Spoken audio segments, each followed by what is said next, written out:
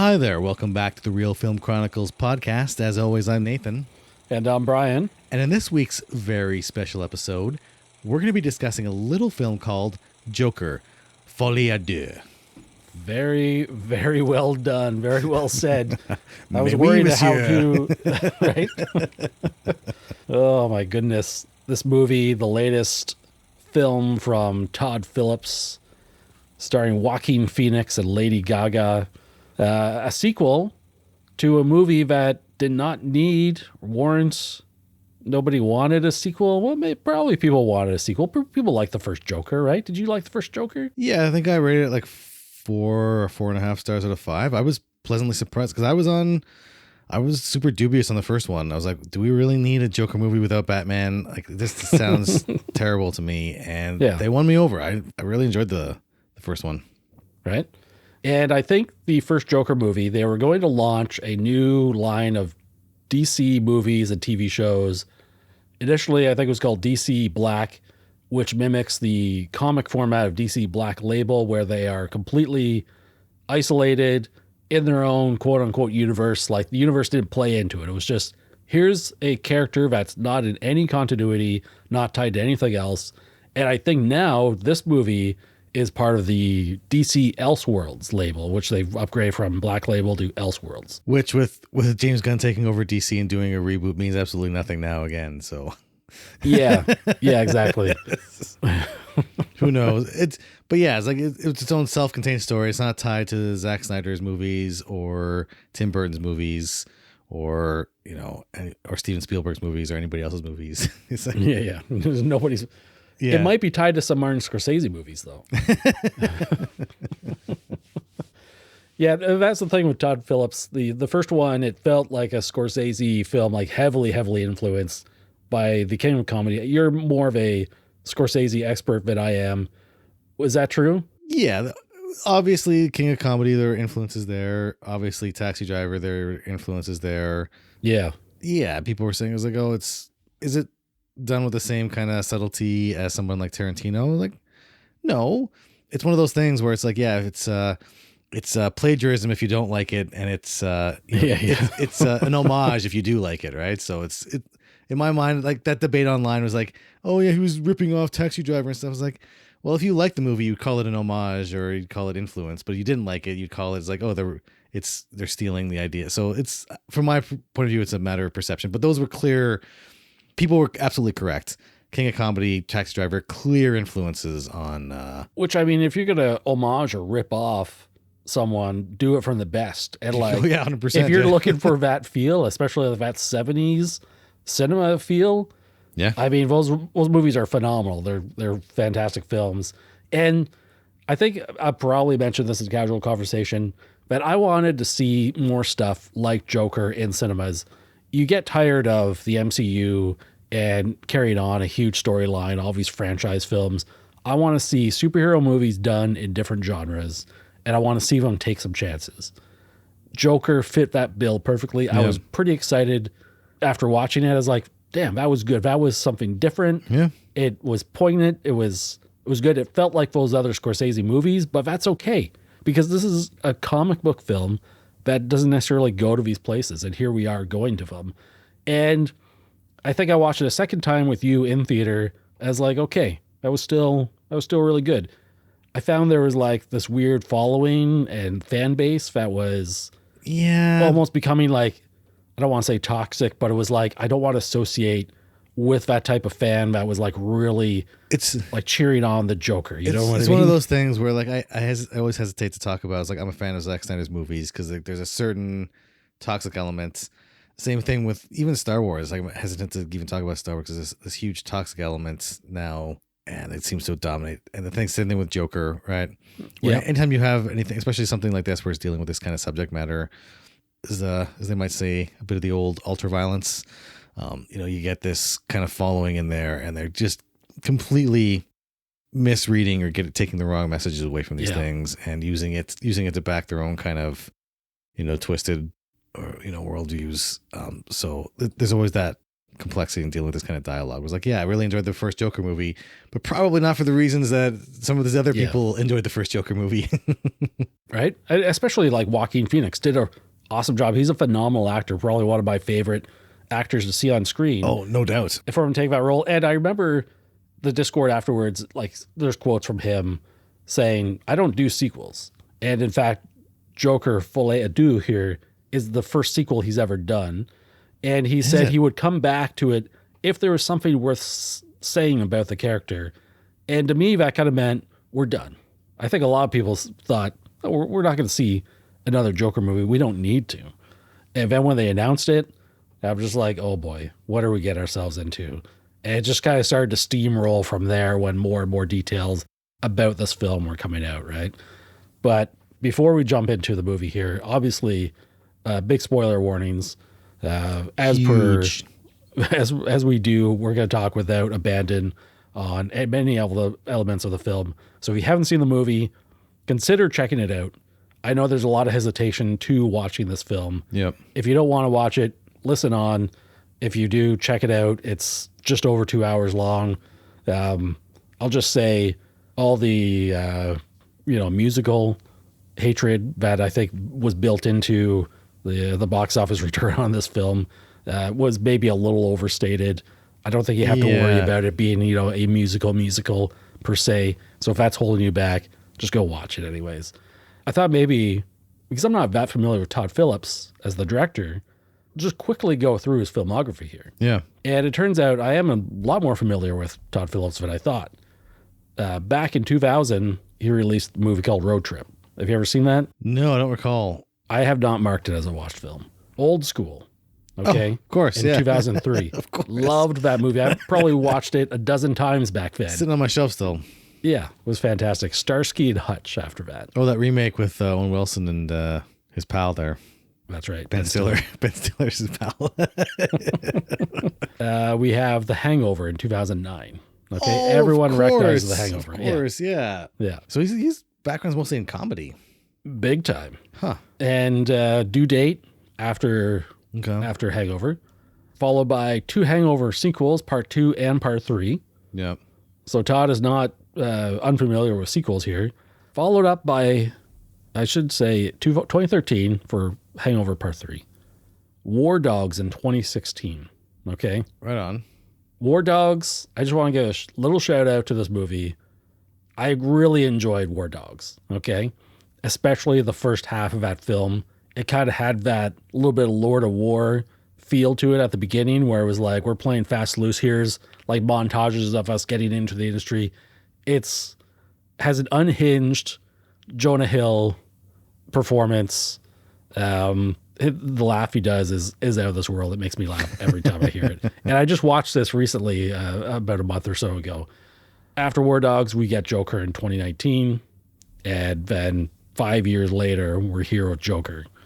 For such someone who's making comedies, I would have thought Todd would be directing more movies, honestly. I know we just listed a bunch, but that's over a 24-year span.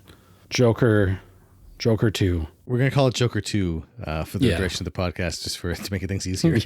Yes, please. Were you looking forward to this?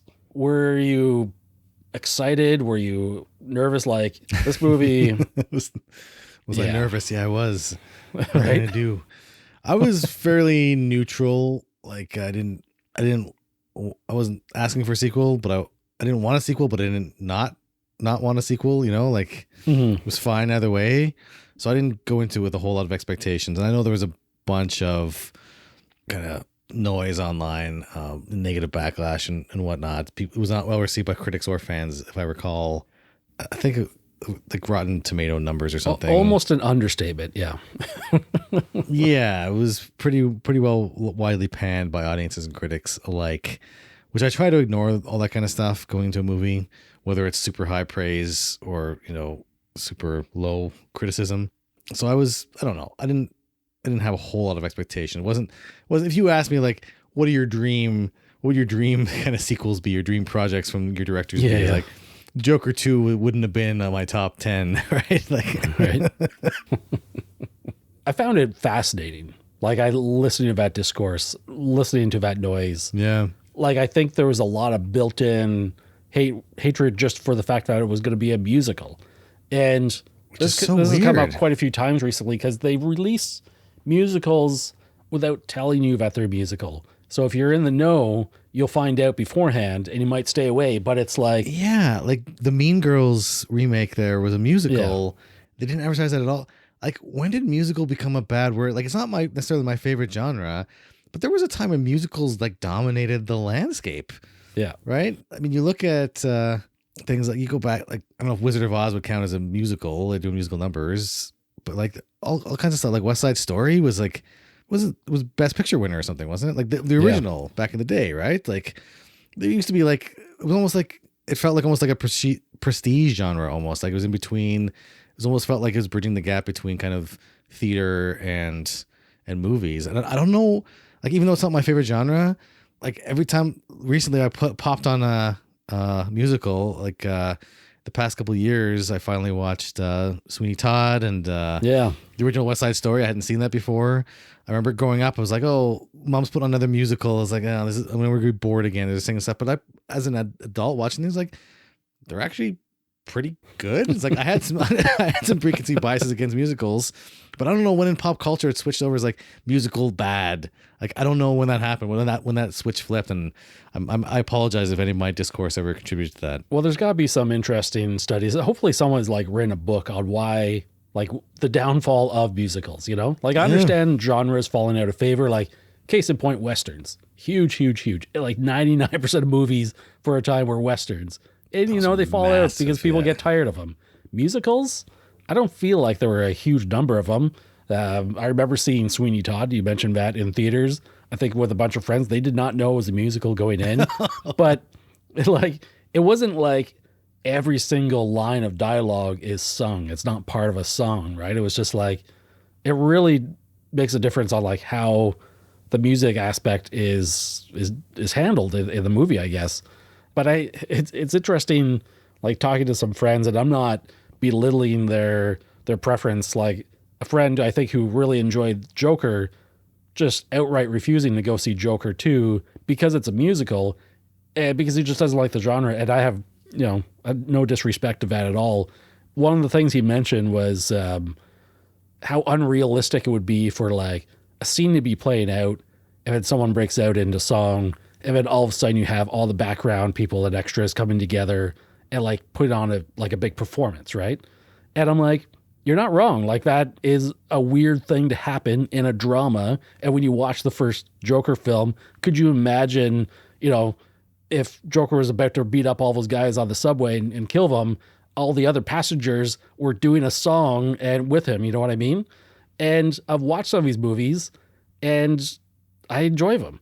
And I enjoy when what happens. I think I watched Enchanted a few years ago, and I'm like, that was really pleasant when they're going into Central Park, and it's just like all of a sudden you've got 500 people like singing and dancing, and it brought this thing in the front of my head where movies are not real, right? Obviously, they're works of fiction, and it's interesting. The style has changed where there's a theatrical element to movies, like in the 40s and 50s and earlier, and even later, where there's a way of speaking in movies and whatnot, right? I think that changed. Like in the 70s, there's a huge shift towards like realism in movies, away from the kind of theatrical style. And we're still seeing, like, I think there's a resurgence of that again.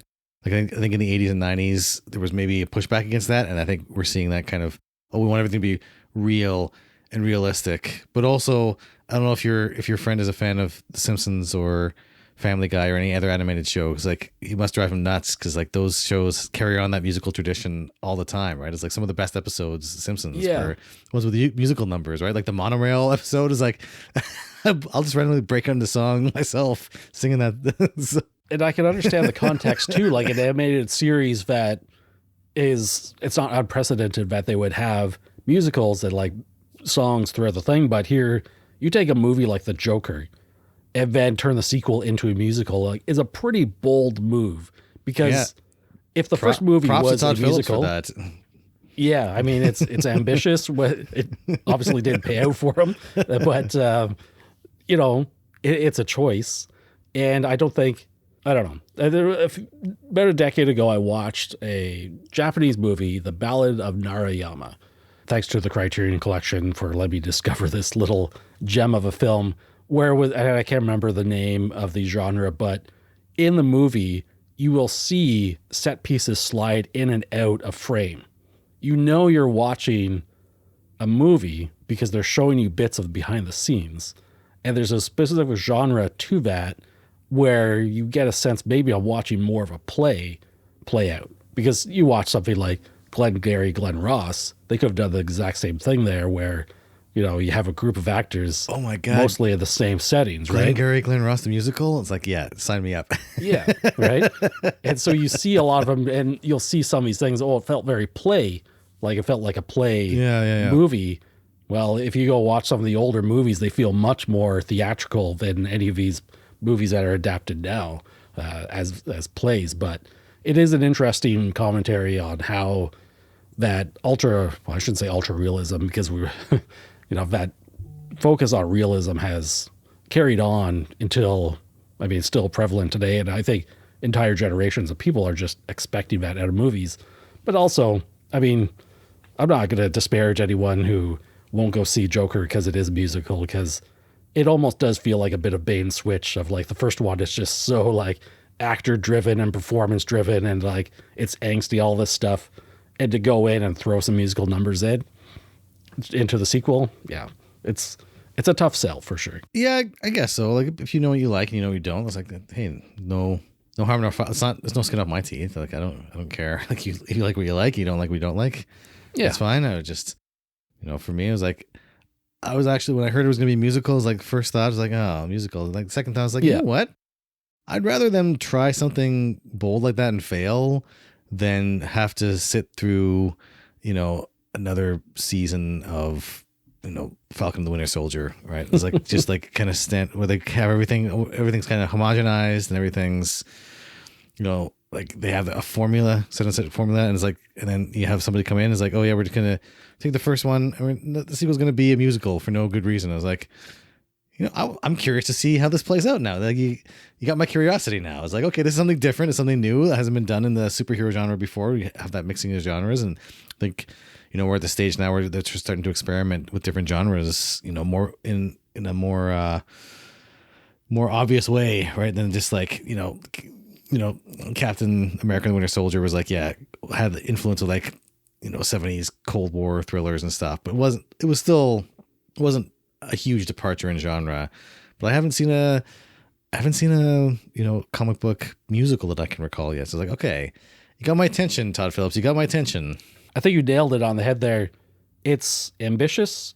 It's different from all our other superhero or comic book genre stuff that is really refreshing at this point in time when I think everyone is kind of collectively tired of the formula, quote unquote, the formula. Yeah. Like, when are we going to get some more like straight genre pictures with different interpretations of comic book characters we were familiar with, right? Mm-hmm. In any event, we sat down and watched this. Obviously, audiences were not there for it, not there for the musical part.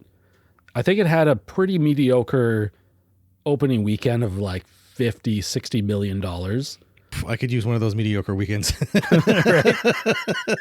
Keeping in mind, the movie had a $200 million budget. I'm assuming that was for salaries of these actors, I'm assuming. Was a big Joaquin was paid $20 million. Yeah. Todd Phillips was paid $20 million. Lady Gaga, $12. The first film had a budget of around $60 million. So this is like 3 times the budget. The first one made some bank too, right? It was like 900 million or something. Like it was getting close to the $1 billion mark, wasn't it? Yeah.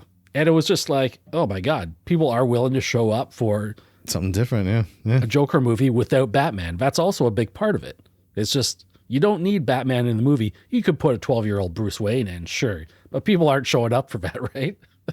The movie dropped, it was like 85 or 80% in the second weekend, probably from word of mouth. Probably from critic ratings. We'll get into the actual numbers on the averages later in the show as we do. But as it stands, I think I read $204 million worldwide. The movie needed about $350 million to become profitable. It made $58 million domestically. And still, that's it? Yeah, that's it. The movie came out October 4th, and within a couple weeks, it's gone out theaters, and it's available for digital streaming on October 29th. The absolute worst case scenario, I think, for DC. And we'll probably make them second guess doing anything remotely ambitious or different. Like they just... Yeah, well, it's a shame now that as soon as they get wind, it's like, oh, it's not an uber success. They just pull it from theaters immediately. Like, well, give it some time to breathe. Let people check this out. Like, it feels like they're kind of cutting the legs off this thing before it has a chance to even kind of get up to speed, right? It's like, yeah, is it going to make, like all signs pointed to this is not going to be another mega success, but it feels like you're really, you're taking away some of that possibility in terms of revenue, in terms of kind of word of mouth. Like, I don't know. It seems pretty short-sighted or pretty like knee-jerk reaction to me. As a completely uninformed outsider audience member, just seems super knee-jerk reaction-y, right? Like, I don't know. It's a weird And I think we're in a mindset. time here where box office is completely messed up. Like movies that were like guaranteed hits are just dying hard at the box office. Like people are not going out in the same way as they were. Speaking of Westerns, like Horizon Part 1, I don't think it was a huge success, unfortunately. I'm still bitter that they haven't released the second part in theaters yet. They pushed I know it it's back. done. It's sitting there ready to go. Let me see this thing. Because I was so stoked. Like, I love that. Completely tangent, but I love that movie, and I was super stoked to see the second one. Go listen to our episode on it. We're pretty awesome. It's a good episode. So, what'd you think of this movie? Like, overall, like, you watched it. It's 2 hours and like 10, 17 minutes. I don't know. It's just over 2 hours long. Maybe I don't want to be contrarian, but I kind of I kind of enjoyed this movie. Because, just to go against the grain now, sure. Just go against the grain, but like I went in kind of with who got to you? Todd Phillips called me up last night. Part of that $200 million budget was mailing $100 checks to certain amateur podcasters. No, I found myself actually enjoying the movie quite a bit more than I thought, based on kind of popular, the general consensus seemed to be on this movie. And I thought the musical bits were completely fine. I liked that it wasn't, there were some songs I recognized, some of the bigger hits, but there were some songs that I didn't recognize. I was like, oh, that's kind of cool that they're not just playing, like, they didn't just go like, I don't want to bash the Guardians of the Galaxy because I love those playlists. Yeah, but yeah. It wasn't that it's like, oh, let's find the most popular songs of the 1970s and just play those. Like, no, it really felt like they went out of their way to find songs that, that they found meaningful for those specific scenes. And then the overall story was kind of jarring, not what I expected, again, in a good way. And the whole ending, I was like, it came out of, it was kind of like, okay, I thought they were building up to something, and it was that. I was like, I like that ending. I like what they did with the character, and I'll explain why as we go. But it's like, yeah, I was actually pleasantly surprised by the whole thing. I was like, this is a completely different take, completely different direction that I would have taken, completely different direction that a lot of fans would have taken, and I loved it for that. But what about you? What was your overall general impression, first of all, watching this thing? We are going to get a lot of flack for this one, I think. Like, I have been going into movies over the past few weeks pretty negative. Like, maybe that's just my mindset. The night before watching this, I went to see the third Venom film in theaters. Okay. Okay. First of all, you famously hate the first two Venom movies. Oh, no. Why are you going out to see the third one in theaters at all? Well, the first Venom movie was fine. Why are you voting? You vote with your wallet, Brian. The first Venom movie was fine. The second one I thought was really bad. You just about disowned me when I said anything positive about those movies. What is happening? But the second one specifically. Okay. The second one was really bad. Okay. But you're almost kicked off this podcast for putting that into not. Well, did you leave it out of your bottom 5 of the year or something? That was offensive. Yeah, I know. I got a flack from you because I didn't. Oh yeah, I didn't have it in my bottom 5. I almost put it in the top 10 just to spite you.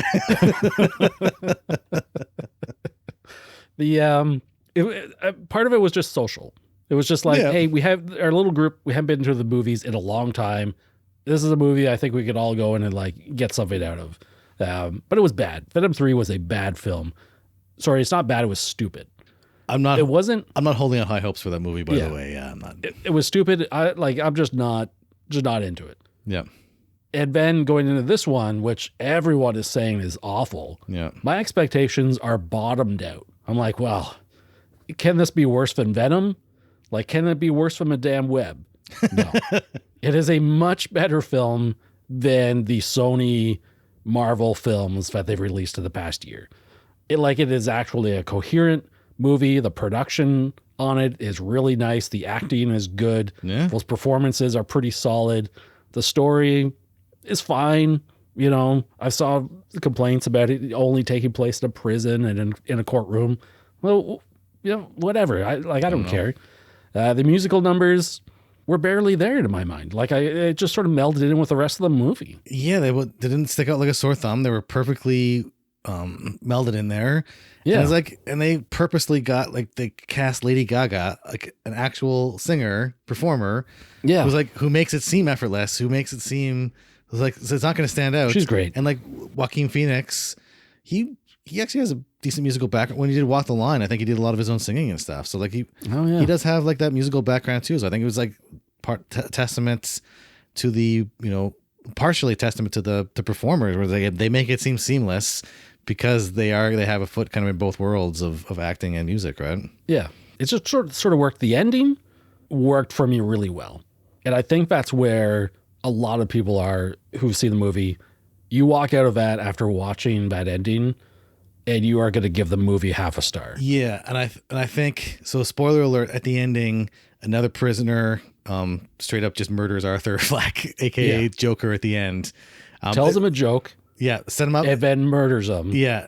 And then in the background, I'm sorry, you continue this. No, go ahead. I was going to say in the background, out of focus, because you're watching in focus, center frame, Arthur dying. And in the background is this guy cutting his mouth open in the classic Joker, style and laughing. And the movie ends on a specific laugh, I want to say. And you're thinking, oh my God, that's the real Joker back there, right? But it was the movie, you got to sit back and think there's so much more going on here. Yeah, I really appreciated that. So part of that ending too, or part of the whole movie was kind of what I really appreciated was that they were kind of de-glorifying the Joker. Yeah. Right? Where you look at so many comic book movies, or even in Star Wars in recent years, Darth Vader has become this kind of icon of this was power fantasy, right? It's look at the Jokers. Listen, I love all these different iterations of the Joker, Jack Nicholson, Mark Hamill, Heath Ledger, all amazing Jokers. No Jared Leto? I said what I said. Well, listen, but there's still kind of a power fantasy, right? Where these Jokers are portrayed as their competence, their confidence, they're out there, their body counts are much, much higher. I think Arthur Fleck's body count total was 6 people. And, and there was a certain kind of glorification or glamorization of the Joker. You look at Jared Leto's Joker, complete total glamorization of that character and kind of glamorization of that violence. And this one, just okay, well, what if the Joker actually existed in the real world? It's and this Joker is this pathetic loser who's dealing with mental health issues, who's dealing with, he's been abused and mistreated. It's a victim of the system. He's both a victim and perpetrator, so it's kind of cycle of violence. But he's not this sexy guy running around. He's not super powerful. So it kind of pulled the rug out from under people who wanted this the people who would use the term alpha male, right? Yeah. They wanted a big alpha male bad guy to do this, and it shows kind of person who would do these kind of things is a disturbed individual. He is sick. He is, he's been, kind of falling through the cracks of the system. And, it was almost the Joker persona that he took on, not a personality, because he doesn't have split personality, but he took on almost this persona to make him feel more powerful. He's a very pathetic individual in both the sense of pathos, emotional connection, and pathetic in the kind of common vernacular. But to see that play out, to see the sexiness stripped away. I was like, I think that's a powerful message. And it's a very important message to have in this particular point in history. We're like, yeah, it's not, being a villain is not cool, right? Yeah. Being the bad guy is not like it's not super sexy. It's not a power trip fantasy. It's like, no, these are disturbed people. If you're going around murdering people, that's a disturbed individual with serious issues who needs to be locked away. That's not somebody to admire or kind of emulate. So I really, like, in that point of view, and I don't know if that was intentional on Todd Haynes' part, intentional on the writer's part, but coming away from it as an audience member is like, okay, yeah, this kind of de-glorified all that. It's like, I think that's a powerful message, powerful counterpoint to some of the other media we've seen recently, right? Especially in Marvel, where sometimes the bad guys become good guys in the end, and just like, oh yeah, what about all the people they killed? It's like, nah, it's cool, they're good now. It's like, is it cool? Right. Like at the end of the first movie, you're just like, man, this guy, like, he's going to jail forever, right? And he's out of prison, he's in the car, and you're thinking, man, people are loving this guy. But realistically, like, if this movie is going to stay real, this guy's going to prison for a very long time. And hopefully he gets the help that he needs. And the second movie, like, one of the big criticisms is that it does not respect the audience of fans of the first movie. And I think if when you're saying, like, did Todd Phillips do this on purpose or not? And I think 100% he did it on purpose. Yeah. And just reading some stuff on Wikipedia, much too long to quote here entirely, but like they're talking about how, like, the movie is almost meta. Yeah. And at one point, like, Lady Gaga's character, Lee Quinzel, she mentions watching the Joker TV adaptation film like 40 times, right? And it's like she idolizes the Joker. She wants to be near him. Like, she commits herself into this institution, and probably just on off chance of being near this guy, and like starts this relationship. When Arthur denounces his Joker persona at the end of the film, she leaves him. All his supporters leave. But by then, the movement he started, like the movement that really was pretty personal to him in the first movie.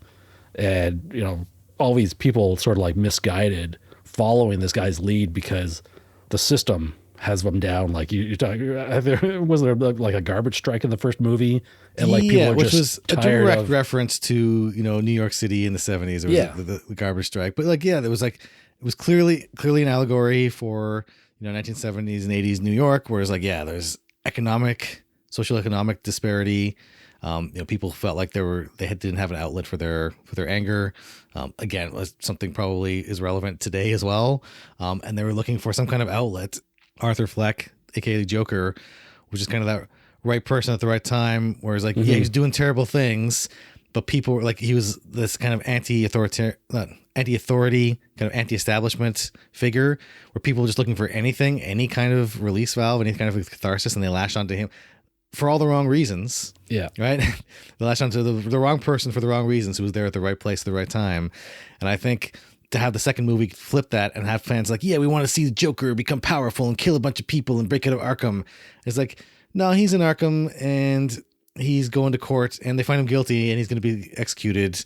And he gives up being the Joker, and people leave him, and he dies sad and pathetic and alone. And people are like, meh. And it's like, I felt like it really took the wind out of the sails of all the toxic fans the most, right? All the toxic people who just wanted that power fantasy. It was like, yeah, the Joker is cool because he kills people and doesn't face any consequences. Like, that's not cool, bro. Yeah, exactly. And it was like so important to show that like, his girlfriend leaves him. It was just like, no, you're not coming with me. Like, this is it. Like, and to go back to the big staircase, which is so iconic. Yeah. It's just like, I think she was lying to him too. It's like, oh, I grew up, walked up and down those stairs, going to school every day. Yeah. It was like really, really played him, for a fool, which he was warned about.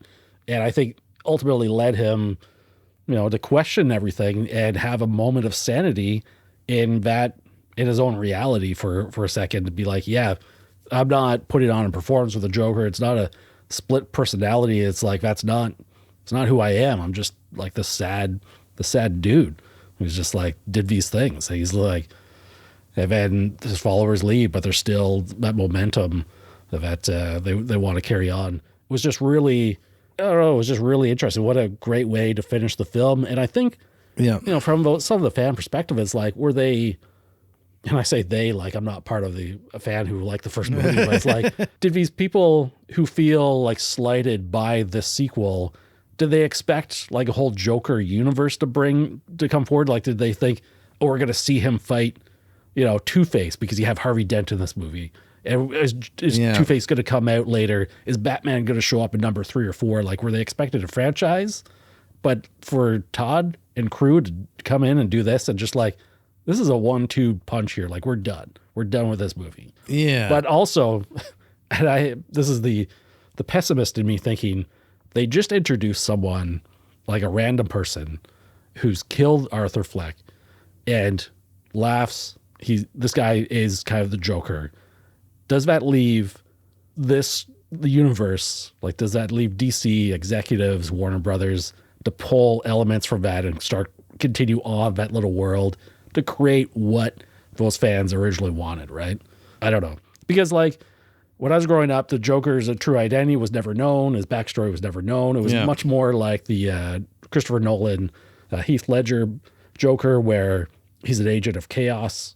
And we're getting a whole Joker origin story. And right from the get-go, I'm thinking, Joker doesn't have an origin. Like, he's been given different origins, but that was almost defeats the purpose. It's like, I'm reading here that Todd Phillips has said, well, that was Joker a origin story, not the origin story. Like, there could be multiple Jokers out there, so to speak. And it's like, here we are. Well, we saw in both movies, where people were appropriating the Joker iconography already.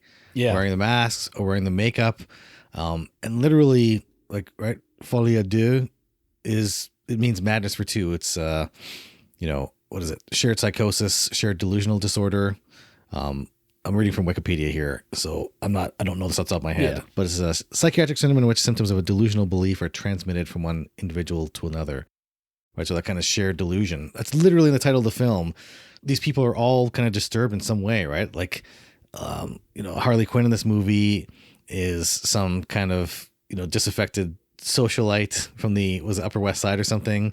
She's like, yeah, she portrays herself as like, she was at Arkham Asylum as well. It's like, my father's dead and I set fire to apartment building with my mother still in it. And we grew up poor and disaffected. And he finds out later, it's like, oh, no, her dad's a doctor. They're kind of pretty well off. They're pretty well off. She went to grad school and everything. She had every opportunity. She checked herself in voluntarily to Arkham Asylum to get close to him specifically.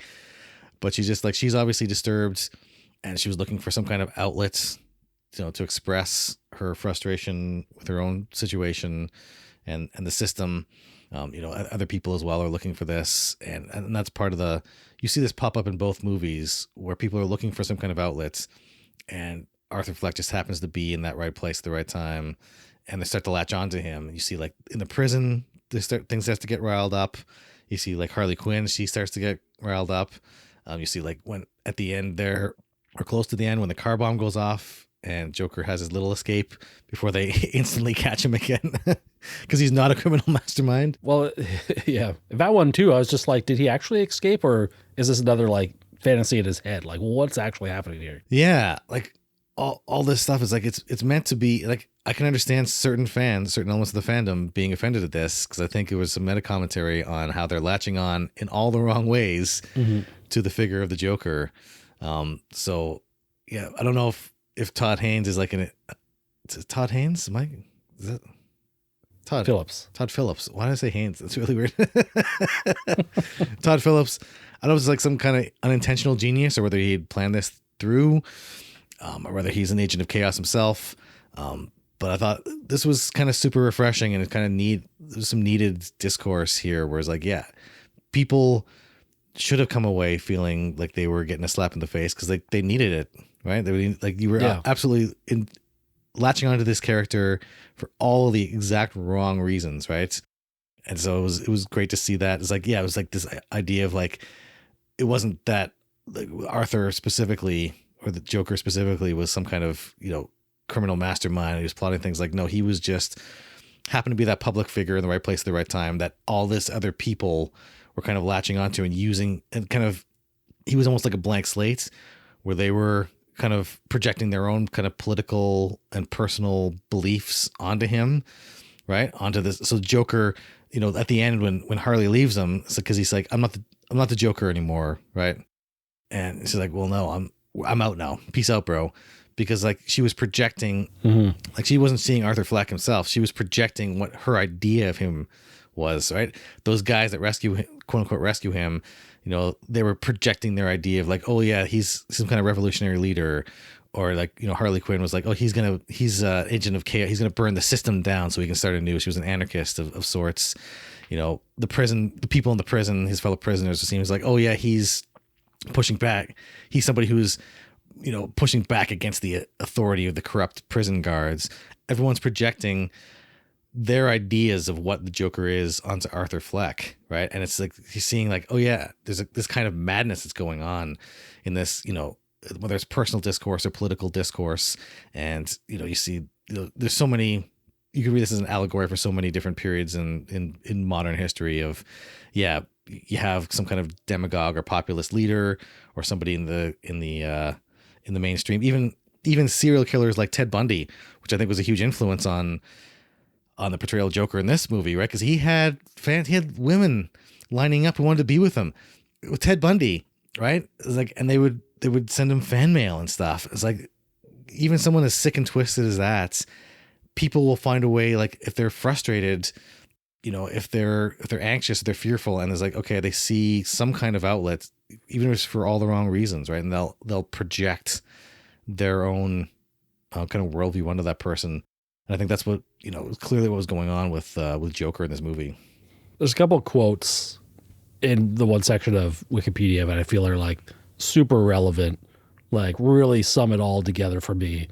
So I'll try and read a couple of them here. Some of them are long, but here, this one quote: Lee Quinzel can be viewed as a stand-in for audiences who are fans of the first film, with their comments about becoming obsessed with Joker after having seen a TV movie based on his life. Yeah. He represents an affluent fan who desires the anarchy and exotic thrill Joker represents, and like the audience, is upset and disappointed when Arthur fails to live up to his Joker identity.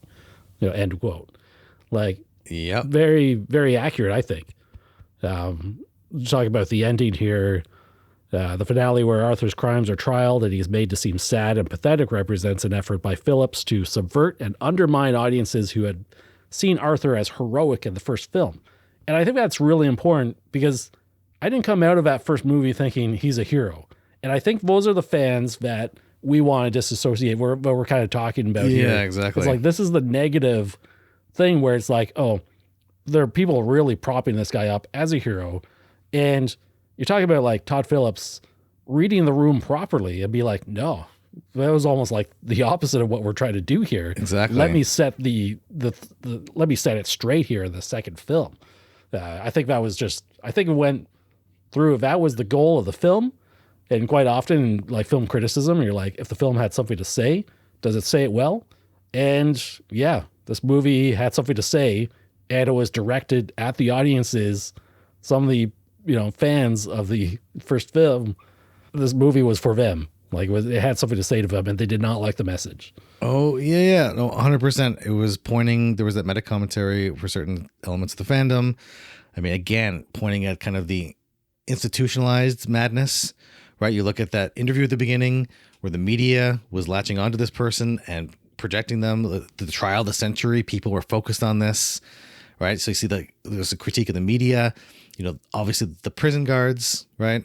They were on a huge power trip, you know, including, you know, murder and, you know, raping the inmates there.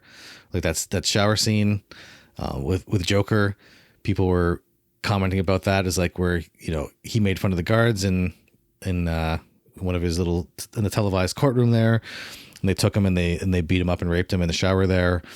Maybe that's what people talk about, is like, maybe it's like, this is like, you know, there's no subtlety in terms of the imagery here or the metaphors, but like it's clear indictment of, you know, the institutionalized, not glorification, but that institutionalized, you know, you see, you know, Arthur Fleck is part of that part of those kind of lower classes where they're constantly, the economy's against them, the courts are against them, social services being stripped away, and then when they get into prison, it's not about rehabilitation, they're getting abused even further.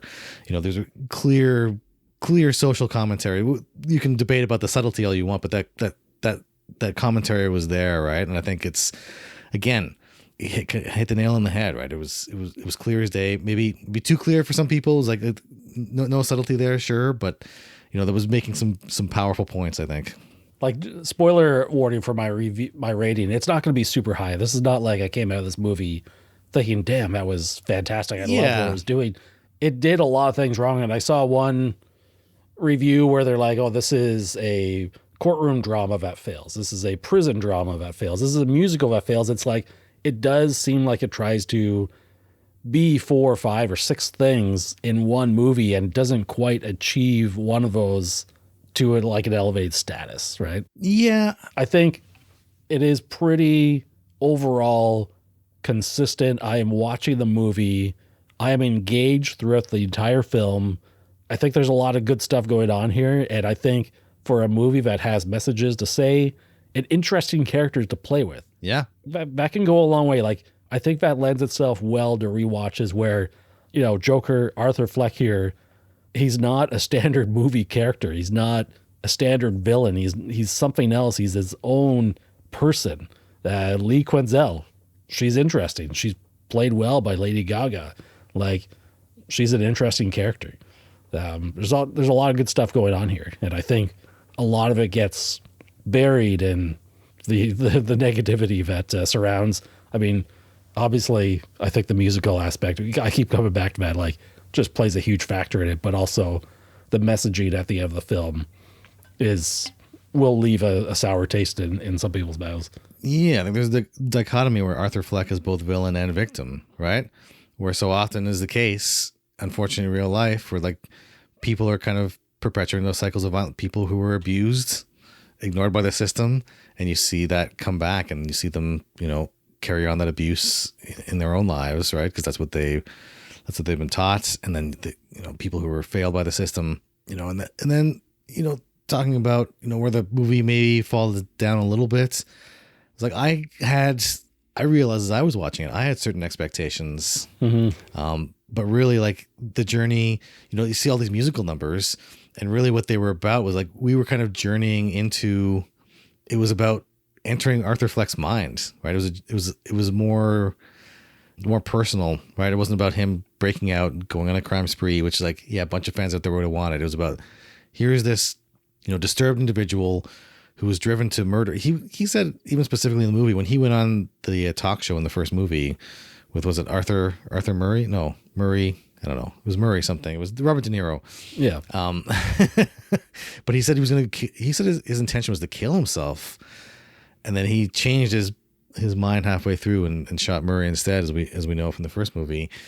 And like, this is somebody who is clearly dealing with very severe, childhood trauma, severe kind of economic and social disparity, and feeling that he has no way out of that, feeling kind of lost and hopeless, which doesn't excuse what he does, right? Doesn't excuse what he does, but to see this play out in his mind, right? Where he's like, how does he process this trauma, this pain? How does he process his own, terrible actions and decisions? And you see, those musical numbers, right? Where with him and Harley Quinn, it was like, well, really the movie was kind of a journey through Joker's mind as opposed to his, a physical journey in real life, because he doesn't move around a whole lot except between the prison and the courtroom. And so maybe that lost a lot of people too, where it's like people didn't, people thought it's like, oh, it's going to be big action adventure. It's like, no, it's going to be we're going to take a psychological view at the disturbed mind of this, killer / victim, and see kind of, what makes him tick. And it's like, yeah, that's, for some people, it's not going to be as appealing. I get it, but I don't know. I think the movie in large parts, it seems like it succeeded in what it set out to do. Now, whether or not, obviously, that what it set out to do is not what a large portion of the audience wanted, which is, in my mind, a little bit unfortunate. Even like you were saying, it's not a perfect movie. but I thought it was like, this is a nice breath of fresh air. It was depressing as hell, right? Depressing as all hell. Yeah, that's true. The whole thing is prepare yourself for that. It's pretty miserable. Like nobody gets out of Gotham unscathed here. But I thought it was a breath of fresh air in terms of like, okay, we're doing something a little bit different with the comic book genre, doing something different with this character, taking it completely different directions. And like, I appreciate somebody trying something new and failing than somebody just doing the same thing because of like, okay, this is proven to work. Let's just do the same thing over and over. It's like, well, that gets old fast. But somebody's like, take a swing, be partially successful. I appreciate that kind of effort. I appreciate that effort to go outside the box a lot more than playing it safe.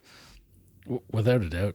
That's what I want to see. I want to see people take chances on these things. Like I probably said it before, and it's probably tiring, where it's like when you're reading the comics, they will do one-shot comics or like limited stories that are set outside the main continuity that take a chance. And taking a chance in a comic does not require much. It doesn't need to sell very many copies to be successful and gain a cult following or anything. Movies are just a totally different business. And that's what I'm concerned about, is that they just won't take chances. And I think obviously superhero comic book fatigue is setting in, and they need to take some chances to see what sticks. Yeah. This one, I mean, the first Joker, that one was taking a chance and it succeeded. This one, it just didn't land, and I hope that doesn't dissuade them from trying other things. Yeah. But we shall see. As Captain America might say, we're in a brave new world now. Wow. I don't know if you have anything else before we hit some of the ratings here, but feel free to speak your piece now. Yeah, like I said, I think we touched on this before. Appreciated kind of de-glorifying some of the mystique around Joker. Give a shout out to the performances in this, which were top notch. Like I think you mentioned Joaquin Phoenix. Like, obviously he's one of the top talents of his generation, or our generation, whatever. I don't know how old he is. He's probably our age, which is, I want to say depressing. That's kind of rude. But it's like, it used to be different. Cause like from my perspective as a kid, watching all these actors seem so quote unquote old, they were all adults. And I was like, oh, they're the same age as me. I was like, oh, this is weird getting used to it. But yeah, like Lady Gaga, she's obviously talented musically, but like she's also a super talented actor as well. Like, if you've seen A Star Is Born, she's the real deal, right? And she's A-list talent. I wouldn't mind seeing her in more stuff, to be honest. Like you mentioned, like Brendan Gleeson, obviously, always great to see him around. And then was it Catherine Keener, whose name I always blank. I'm surprised I got the name correct, because I always blank. I know her. I keep seeing her show up and stuff. I was like, what's that actor's name? It's one of those. It's like one of those people. She's one of those people. I see her in all kinds of stuff. And Catherine Keener, a shout out. She's amazing as always. But yeah, like the cast of this, the crew, the production value is top notch, and it wasn't going to be everybody's cup of tea, right? If you go outside the people's comfort zone, but yeah, I really wish people could get given this more of a chance, just so the studios are kind of learning a lot. They seem to be kind of learning the wrong lessons. Like, if you take a chance, you're not going to be rewarded financially. And, I think a lot of it is bad word of mouth and people's like misalignment of expectations, and maybe it's just like, unlike Arthur, maybe it's just being in the wrong place at the wrong time. I just wanted to throw out one more actor and one more scene in particular that really stood out to me. Do it. As good here. Gary Puddles. Yes. Played by Lee Gill. Amazing. Like, that whole scene was pretty incredible. And I think, honestly, like, that acting there was phenomenal. And I think for the context of the movie, like in the movie itself, I think that's what broke Arthur, is that little monologue at the end where he's just like, you were the only one who never made fun of me. You treated me with respect. And like, I thought we were friends and we did all this stuff. And now I'm scared. And I love the way he portrayed, like, he was scared sitting there in that room with them. So he's just amazing, like, he didn't acting. know. Yeah. And it never crossed Arthur's mind to, kill him as well, right? It was just like, oh my God, like, yeah, I think there's a bit of humanity reached in that moment in Arthur that had him denouncing the Joker persona afterwards. I think Gary got through to him. Yeah. And that was important. Another important message is like for people to pick up on. You may be absolutely downtrodden. You might be a victim of the system here. Like everything is piled against you. But there are still people out there that like, they care. Like they appreciate you, the little things you do. You may not even know you're doing them. Yeah. And like it's making a big difference in someone's life. You just don't even know until, you can actually talk about it. But that one was like a poignant scene for me to see. I thought that was great. Yeah. Yeah. And just thinking of that scene, I just want to point out there's some actually kind of genuinely funny moments I didn't expect in the movie, where like that's the whole courtroom scene where he's allowed to dress up as Joker again. And he's doing the interrogation like a Southern accent, like the Southern lawyer kind of stereotype. Or there's another scene where Zazie Beetz is back. I always love seeing her on screen. It's too bad she doesn't get a whole lot of little screen time there. Apparently she was put in there because it was unclear in the first movie if Joker had killed her and her child. I can't remember. And because it was in a scene that was cut from the first Joker. So it was like, oh, did she die or not? So her showing up here was like, right. Yeah, Joker did not kill them. They specifically say 5 people and you know the 5 people anyway. Yeah. But there's a scene where she's like, oh yeah, that awful TV movie they made about him. And he turns around to Lee, Harley Quinn. And it's like, it gives her like a look. It's like, and she's like, no, it's good. It's like little things like that. It's like, or like when he's signing the guard's book there. And then the guard says something about him. It's like, oh yeah, it'll be worth more when he's dead. And he crossed. It's like it was like put on a smile or something, put on a happy face, and he crossed that out. It's like, I hope you get cancer. It's just like, it's dark humor, obviously. It's really dark, but there's some like genuinely kind of funny moments in there. And it makes sense coming from Todd Phillips' background as a comedy seems to be his genre. Yeah. So it was nice to see.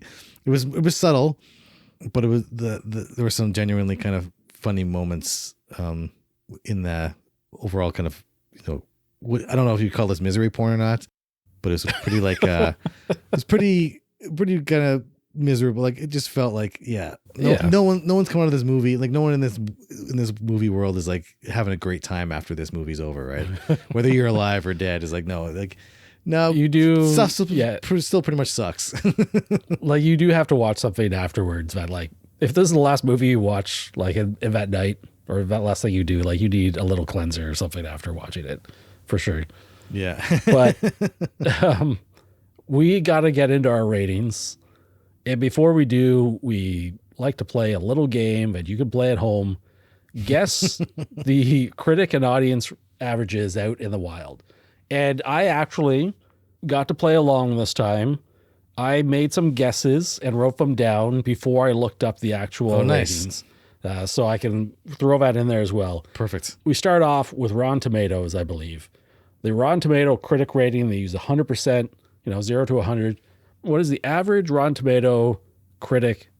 Well, it's not the average. It's the number of critics who reviewed the movie favorably. Yeah, I think I may have cheated on this one. I think I glanced at the numbers. I think it was like 30. I think it was like 33% or something. I guessed 53%. Yeah. The actual number is 32%. 32, okay. Which was probably, it could change day to day sometimes. Yeah. So when you looked up 33, probably was the correct number. Rotten Tomato audience number, did you have a peek at that? I seem to recall like 32. I guessed 34%. Okay. And it is 32%. Yeah. I don't usually glance at the numbers. I don't know why. It must have been like a Reddit post or something. I must have seen something pop up. It's one of those things where, like, especially when a movie as big as this comes out and gets as much flack as it did and is pulled from theaters and like rushed to digital release, like you kind of curiosity is going to get the best of all of us. What happened? And you start seeing numbers like that. IMDb, they use the 10-point scale. What is the IMDb user average here? I'm going to guess like a 4.5. And I guessed 5.6. Okay. The actual number is 5.2. Okay. So it's, and I'm sure that's a number that will probably go down and down over time. And finally, Letterboxd, they use the 5-star average system. What is the Letterboxd user average on Joker? I'm guessing it's somewhere around 2.3. I guessed a 2.1. Okay. And the answer is 2.5, exactly down the middle. It's like based on comments, that's higher than I would have expected, actually. And so the first bonus question for the Letterboxd average rating of the first movie, what do you think it sits at? I'm gonna go 4. Very close. It's a 3.8. Okay. And finally, it is time for our ratings, the most important ones of all. We do use the same letterbox system, 5 stars with a bonus like on top. That's possible. It's rare if that gets doled out. Yeah. What is your 5-star rating? What are you giving this movie? Initial gut reaction after watching it last night, I'm giving it 3.5 out of 5. Boom. Yeah, I was close to giving it 4 out of 5, actually. Like I can actually see it going up. Yeah. Just because it was like, there was so much to take in, and it was such a left turn from what I expected out of a big budget kind of comic book movie. But like 3.5, I think it might stick there too. It was a good, I don't know, I thought it was a good movie, and maybe I'm the one who's out of touch. I don't know. I was watching this and I was like, you hated those musical numbers? Like, there was some serious performances, like some serious production values. Like, I'm not, like, musicals aren't my number one genre that I go out of my way to watch, but I was like, it was pretty engaging and pretty, it was like, it took me back. It was like watching some old school, like, Hollywood musicals from back in the day. It's just some of these productions, like that rooftop dance, I felt like it could have been out, if you had different characters in there, that could have been out of something from the 60s or 70s, right? It's like, they really nailed that aesthetic. It's like, one thing we didn't talk about too is like, it opened up with that the animated sequence, Warner Brothers cartoon there, which was, I thought was pretty neat. It was a pretty clever way. It's like, it felt kind of in the world in the movie, and kind of, delved into the psychology a little bit. But yeah, I thought it was a good movie. I don't know. I think maybe I'm experiencing some folie à deux as well. Maybe I got this madness from somewhere. I don't know. But what was your rating, Brian? Man, I feel completely messed up the past few weeks, to the point where there are some movies that I cannot rate anymore. Like, I can't put a number to it. There was a movie I watched a couple weeks ago with some friends. It was the same folks who did Psycho Gorman, right? Frankie Frico is the name of the movie. And I think going into the movie, I kind of wanted to hate it. I did not want to like it. And as I watched the movie, and it, I sat with it for a couple days afterwards, I was like, I can't help but like that movie. I just can't help it. Like, it was a good movie. It was funny. It was fun. Yeah. Same thing here. I'm like, am I just, like you said earlier, being a contrarian? Like, do I see everyone like just dunking on this movie and thinking, guys, relax? And it was a good movie. I can't help it. I'm literally like an hour in and be like, yeah, I'm going to give this like 2 or 2.5. Yeah, that's good. Well, maybe 3 stars. Actually, you know what? By the end of the movie, I slept on it afterwards. I was like, man, I had a lot of things to say. That's a 3.5-star movie. Yeah. And that's where I'm ending at, especially after our conversation here. 3.5 stars for this film. Like, it feels like I'm a crazy person going against the grain like that when you're so far off the mark. But I mean, the average is 2.5. There are other people out there.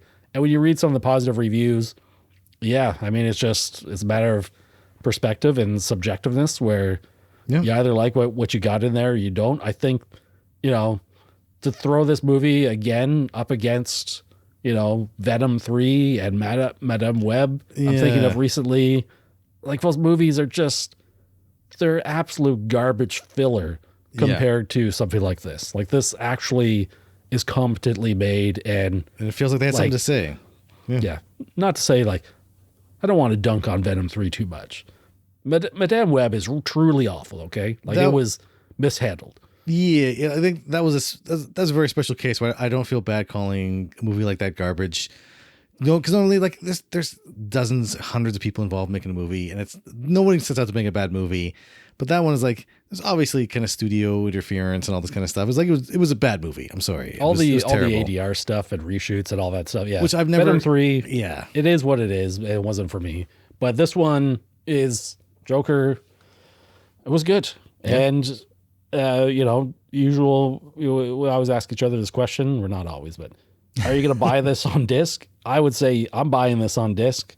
Maybe at a slightly discounted rate when it comes out of 4K, but like I'll add this to my collection. And I think that's a nice little 1-2 combo to watch later on. And I look forward to watching both of them back to back someday. Yeah, I don't think we're going to get another pair of, comic book or superhero movies that's going to resemble anything like this at all. Like we're going to look back on this as so unique. And, I hope that Elseworlds kind of label takes off and we get other kind of one-shot stories. Because like you were saying, some of the most memorable stories, you look at The Killing Joke, you look at, The Dark Knight Returns, like some of these one-shot stories are revered as some of the greatest stories, right? I know Dark Knight Returns is there's a trilogy, but you know what I mean?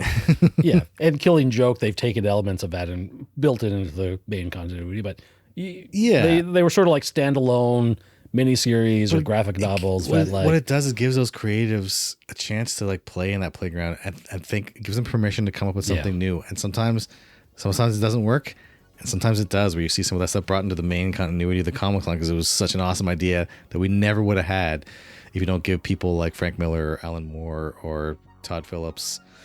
I won't put them on the same level maybe as those, but you get the idea. Like that continuity was like, give these people with different perspectives a place to play in that playground, and you'd be surprised at some of the ingenuity that they come up with. That, I think I hope long term there's a reevaluation of this movie, but it doesn't matter. I still enjoy it. I'm gonna pop it in and I'm gonna buy it on disc, and it's like the Deadpool movies. It's a weird kind of tangent from the mainline cinematic universes, but it's something unique that I really appreciate that they did and took those chances and told those stories with something to say. Well said. There we go. So if you haven't watched the movie, well, you might want to second guess that. Go in with a little bit of an open mind. Absolutely. Check out Joker 2.